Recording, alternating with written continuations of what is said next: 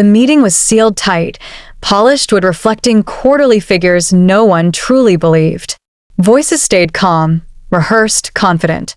Then the CEO stopped the slide deck, leaned back, and said I had become too expensive for the direction ahead. No emotion followed, just accounting language aimed at a person. Silence spread across the room. Clients shifted in their chairs. No one corrected him.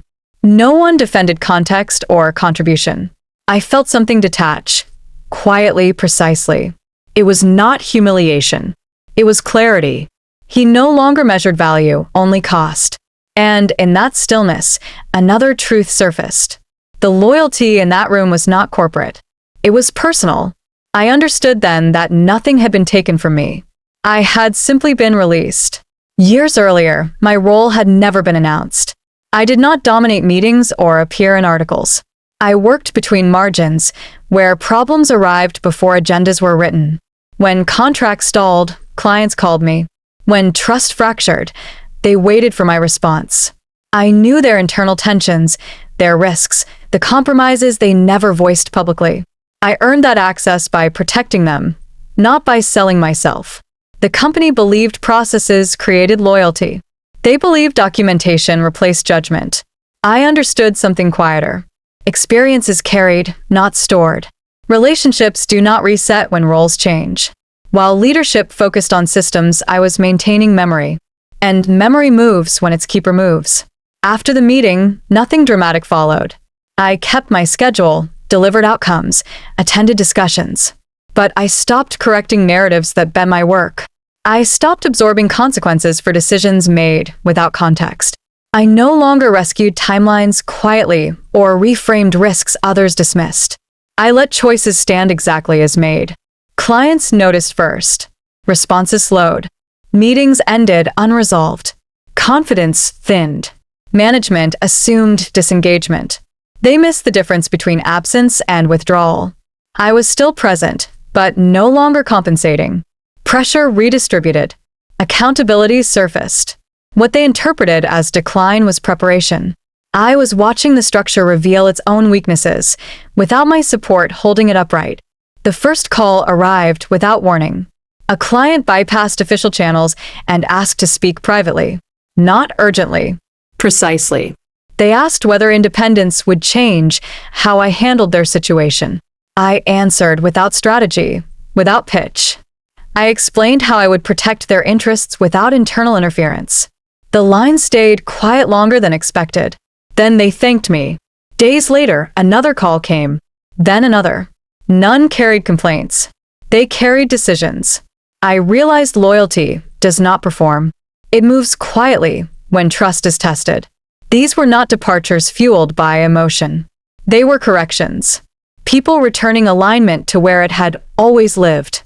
I did not recruit them. I simply stopped blocking their movement. The CEO sensed instability before the reports arrived. Meetings felt thinner. Emails carried delays instead of clarity. Familiar voices stopped attending reviews. Then the cancellation started.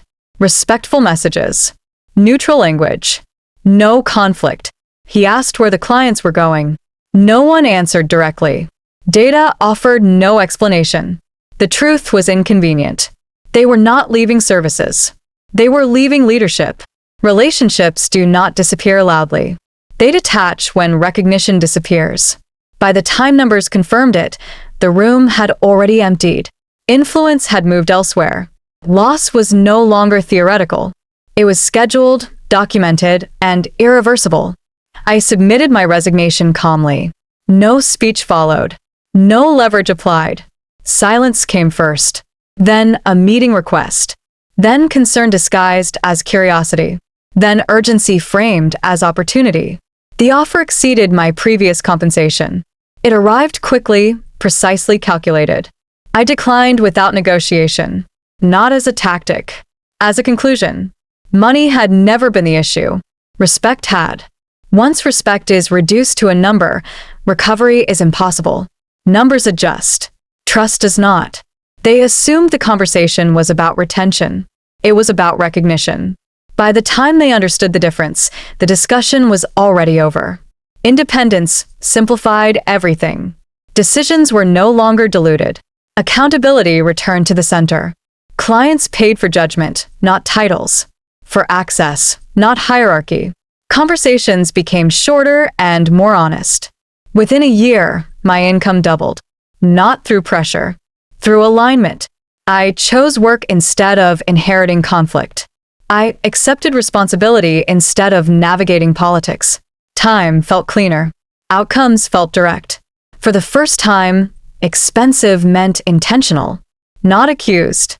Not defended. Value became mutual again. Quiet. Stable. I was no longer measured by cost. I was compensated by trust. I later heard he still used the phrase too expensive, but it no longer carried dismissal. It carried regret. He learned that expensive often means irreplaceable. That trust cannot be renegotiated once dismissed. My absence clarified what presence had concealed. Contribution is obvious only after removal. The lesson matured slowly. People are rarely priced out. They are misunderstood. Leaders who only count expenses often fail to measure influence. And influence always moves first. Experience does not demand recognition. It waits. Eventually, accounting catches up.